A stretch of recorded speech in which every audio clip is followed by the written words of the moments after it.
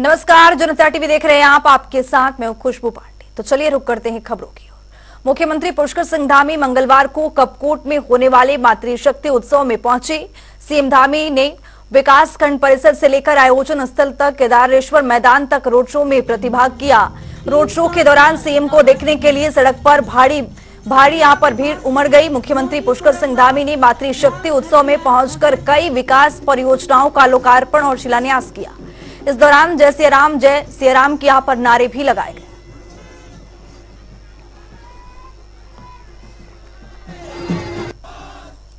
वही हमारी जो मातृशक्ति है, उनकी प्रतिभा और कौशल से सभी को परिचित कराने का काम हो रहा है। हम उत्तराखंड राज्य के निर्माण में हमारी मातृशक्ति द्वारा किए गए योगदान को कभी नहीं भूल सकते। आज हमको ये राज्य प्राप्त हुआ है तो हमारी मातृशक्ति के द्वारा जो आंदोलन किया गया था, वो आंदोलन चाहे वो खटीमा का गोलीकांड हो, मसूरी का गोलीकांड हो या रामपुर तिराहा का संघर्ष हो, हम उसको कभी भुला नहीं सकते हैं। यह आप ही लोग ही हैं जो अपने परिवार का ही नहीं बल्कि अपने समाज और अपने प्रदेश के हितों का भी ख्याल रखती हैं। मेरा मानना है मातृशक्ति के सहयोग के बिना किसी भी समाज या किसी प्रदेश देश का विकास संपूर्ण नहीं हो सकता है। यही कारण है हमारी संस्कृति में अर्धनारीश्वर की कल्पना की गई है और कहा गया है यत्र नार्यस्तु पूजयन्तु रमन्त्र तत्र देवता। मेरा मानना है कि जब महिलाएं किसी भी कार्य को अपने हाथ में ले लेती है तो उस कार्य को पूरा किए बिना वो कभी चैन से नहीं बैठती हैं, क्योंकि परिश्रम और लगन हमारी मातृशक्ति एक दूसरे के पूरक हैं। मुख्यमंत्री पुष्कर सिंह धामी ने मुख्यमंत्री कैंप कार्यालय से स्वच्छ भारत मिशन के अंतर्गत देहरादून में अपशिष्ट प्रबंधन के लिए 58 डोर टू डोर वाहनों का यहां पर फ्लैग ऑफ किया है। इस अवसर पर उन्होंने सेग्रेशन पर आधारित गीत का विमोचन भी किया है। इस दौरान मुख्यमंत्री धामी ने कहा है कि इन वाहनों की उपलब्धता से नगर निगम को अपशिष्ट प्रबंधन में काफी सुविधा होगी। साथ ही उन्होंने कहा कि राज्य सरकार प्रदेश में स्वच्छता की दिशा में लगातार कार्य कर रही है। स्वच्छ भारत मिशन में हम सबको अपना पूरा योगदान देना है।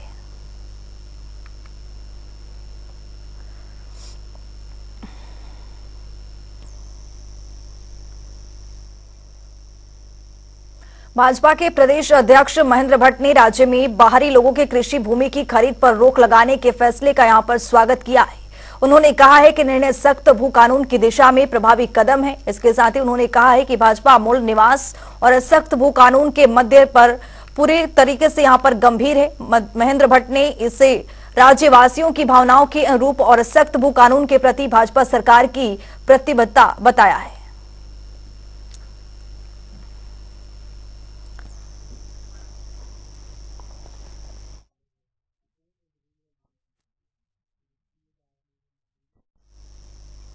मुख्यमंत्री पुष्कर सिंह धामी यूसीसी को लागू करने का ऐलान कर चुके हैं और कयास भी लगाए जा रहे हैं कि जनवरी महीने में यूसीसी की कमेटी किसी भी वक्त सरकार को अपना ड्राफ्ट सौंप सकती है, जिसके बाद विधानसभा सत्र बुलाया जा सकता है। वहीं पूर्व नेता प्रतिपक्ष प्रीतम सिंह ने यूसीसी को लेकर बयान दिया है कि 2022 चुनाव के दौरान भाजपा को एहसास हुआ है कि वे चुनाव हारने वाली है, इसीलिए यूसीसी का नारा दिया गया है। देखिए, यूसीसी का आप जब जिक्र करते हैं, 2022 का जब चुनाव चल रहा था और उस चुनाव में जब भाजपा को ये एहसास हुआ कि वो परास्त होने जा रही है, तो उन्होंने यूसीसी का नारा देने का काम किया है और ड्राफ्ट बनकर के तैयार हो गया है। जब सदन में आएगा तो निश्चित रूप से हम उस ड्राफ्ट के अनुरूप अपनी बात कहने का काम करेंगे। लेकिन ये भाजपा का चरित्र है, इन्होंने अन्य प्रदेशों में भी यूसीसी का जिक्र किया चुनाव जीतने के लिए। लेकिन मैं समझता हूं कि जब हम यूसीसी का जिक्र करते हैं तो वो एक राज्य का विषय नहीं है, वो राष्ट्र का विषय है और केंद्र सरकार उस पर मौन है, क्यों कुछ नहीं कह रही है। और जिस दिन केंद्र सरकार कुछ कहेगी और केंद्र सरकार जो है इस विषय में कदम आगे बढ़ाएगी तो स्वतः ही राज्य का जो ड्राफ्ट है वो समूल नष्ट हो जाएगा। भारतीय न्याय संहिता के नए प्रस्तावित कानून हिट एंड रन पर 10 साल की सजा का कानून पर विरोध में पूरे देश में ड्राइवर्स विरोध प्रदर्शन कर रहे हैं। इसी कड़ी में रुद्रप्रयाग में बस अड्डे में भी सभी ड्राइवर्स ने विरोध प्रदर्शन शुरू कर दिया है। वहीं कुमाऊं में कल से करीब 15,000 से अधिक टैक्सी के पहिए थम जाएंगे। तो वहीं दूसरी तरफ ड्राइवरों की हड़ताल के चलते हरिद्वार में पेट्रोल पंपों पर पेट्रोल का संकट गहराने लगा है। इस दौरान रामनगर में भी हिट एंड रन कानून के खिलाफ वाहन चालक का रोष जारी रहा है, जिससे यात्रियों को भारी दिक्कतों का सामना करना पड़ सकता है। देखिए, पहली बार इस देश के अंदर देश के लिए, देश की संसद के द्वारा और देश के नागरिकों को भारतीय न्याय संहिता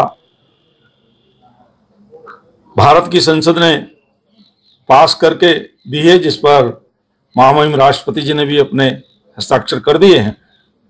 ये तीनों कानूनों में बदलाव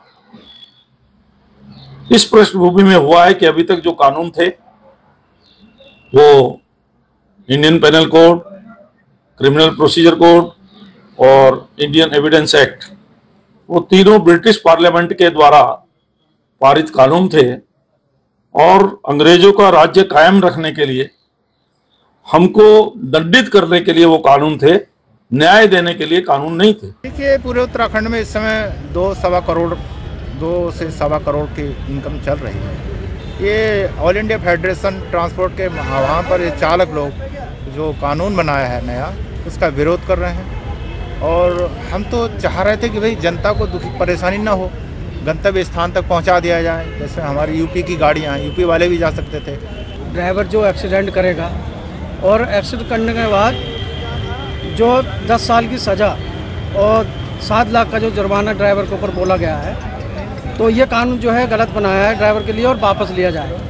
और ड्राइवर 24 घंटे ड्यूटी करता है, ना तो उसके लिए कोई सुरक्षा है।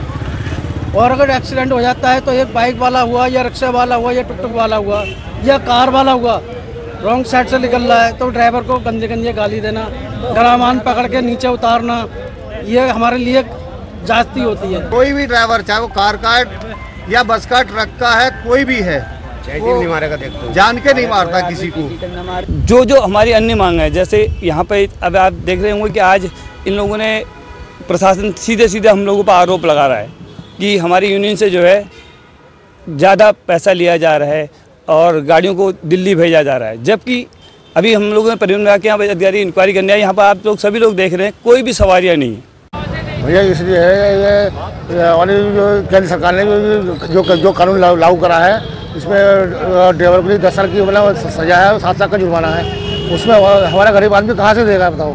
हम भी गरीब आदमी हैं, ठीक है। और ग्राम में गरीब आदमी होने के साथ साथ मतलब कोई हादसा हो जाता है किसी के कारण, तो सारी गाड़ी ड्राइवर को भी गिरती, वो कहाँ से जमा करेगा बताइए आप? कोई बात नहीं, ये तो हमारा एक ट्रेलर है, आगे जैसा होगा उसके आगे लंबी लड़नी पड़ेगी, वो लड़ेंगे हम उसके लिए।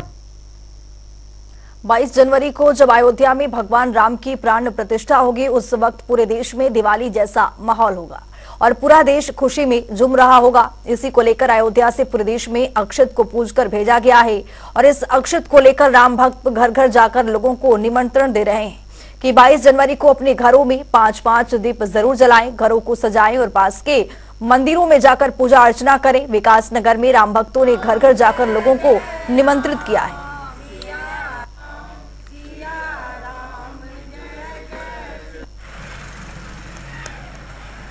हमारा सबसे राम भक्तों से एक निवेदन है कि 500 साल के बाद आज हमें ऐसा एक सुनहरा मौका मिला है कि रामलला के दर्शन करने का, रामलला के मंदिर का देखने का हमको मौका मिलेगा।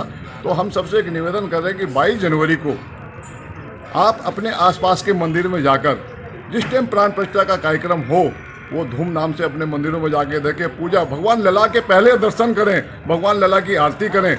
हम अयोध्या तो नहीं जा सकते 22 तारीख को, लेकिन अपने आसपास के मंदिरों में जाके हम ये कार्यक्रम कर सकते हैं। और साथ साथ सबसे निवेदन कर रहे हैं, ये अक्षत हम उसको निमंत्रण के रूप में दे रहे हैं कि आप 22 जनवरी के बाद कभी भी अयोध्या जाएं तो ये अक्षत अयोध्या जाके आपको चढ़ाने हैं और सबको निमंत्रण दे रहे हैं कि आपको अयोध्या भगवान राम के दर्शन करने अवश्य जाना है। हम लोग घर घर जा रहे हैं सबको न्योता देने के लिए। ये हमारे जो अक्षत है, ये अयोध्या से आ रखे हैं, ये पूजित अक्षत है। और सबको हम लोग यही कह रहे हैं कि आप अभी नहीं जा सकते, 1 महीने में 2 महीने जब भी आपको समय मिले और दर्शन करने जरूर जाएं, क्योंकि ये हमारी बहुत लंबी यात्रा के बाद हमें ये इतना अच्छा अवसर मिला है। और राम जी अब हमारे समझो अब आए अयोध्या घर, पहले तो नहीं थे।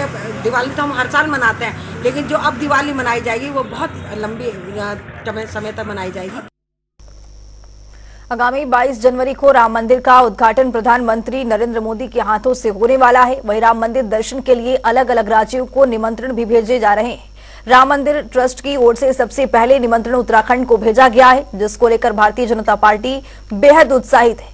बीजेपी के वरिष्ठ नेता और ऋषिकेश की निवर्तमान मेयर अनीता ममगई का कहना है कि उत्तराखंड से आगामी 25 जनवरी को करीब 1.5 से 2,000 राम भक्त उत्तराखंड से अयोध्या में राम मंदिर के दर्शन के लिए जाएंगे। हम सभी बड़े सौभाग्यशाली हैं कि जिन हमारे महापुरुषों ने राम मंदिर को बनाने के लिए अपने संघर्ष के लिए वो अब वैकुंठवासी हो चुके हैं और 500 वर्षों का समय लगा रामलला को उनके दिव्य और भव्य जन्म स्थल पर वहां पर स्थापित करने का। तो इसके लिए हम सभी बड़े सौभाग्यशाली हैं कि हम अपने आंखों से वहां पे रामचंद्र भगवान को, जो हमारा आराध्य प्रभु हैं, उनको हम 22 तारीख को वहां पे उनकी प्राण प्रतिष्ठा होते हुए देख रहे हैं, उनको वहां पे स्थापित होते हुए देख रहे हैं। तो ये तो हम सभी, ये पूरी पीढ़ी जो इस समय है, भारत ही नहीं, मुझे लग रहा है कि राम भक्त जो विदेशों में भी रहते हैं वो भी बड़े खुश हैं इस चीज को लेके। प्रदेश में शीतलहर का प्रकोप छाया हुआ है। हालात इतने खराब हैं कि पिछले 5 दिनों से धूप की एक किरण नहीं निकली। वहीं बढ़ती ठंड में सरकार की ओर से कई जगहों पर अलाव और रैन बसेरों की व्यवस्था सरकार की ओर से की जाती है। इसी कड़ी में कल रात डीएम उदयराज सिंह ने गांधी पार्क के पास स्थित रैन बसेरे का औचक निरीक्षण किया है। इस दौरान गरीबों को कंबल भी बांटे गए। अलाव तो जो हमारे चिन्हित प्लेस हैं उसमें से लगभग 70% अलाव आज जले हैं और जो स्थल रह गए हैं कुछ जगहों पर वो कल निश्चित जल जाएंगे। हमने रैन बसेरे का भी निरीक्षण किया, वहाँ की व्यवस्था देखी, व्यवस्था ठीक है। और साथ ही साथ हमने पूरे ज़िले के जो भी हमारे अलाव के स्थल हैं उनमें अलाव जलाने के लिए ये हम लोग सुनिश्चित कर रहे हैं। हमने एक कंट्रोल रूम भी ज़िले में बना रखा है जो दैवीय आपदा से पूरा उसका मॉनिटरिंग हो रही है। और प्रयास ये है कि कल भी देख करके जहाँ कहीं रह गए हैं वहाँ अलाव जल जाए। रैन बसेरों की व्यवस्था भी अच्छी होनी चाहिए। अभी एक रैन बसेरा मैंने देखा है, यही मानक है रैन बसेरे का, और व्यवस्था ठीक पाया। और कंबल वितरण की बात है तो अधिकारियों को फंड दे दिया गया था, कंबल लोगों ने खरीद लिया है। नगर निगम, नगर पालिका कुछ अपने भी फंड से कंबल खरीद रहा है और लोगों को जो भी पात्र होगा और इसके लिए आवश्यक लगेगा वहीं मौके पर ही ये कंबल वितरित किए जाएंगे, ऐसा निर्देश है। इस बुलेटिन में मेरे साथ इतना ही। नमस्कार।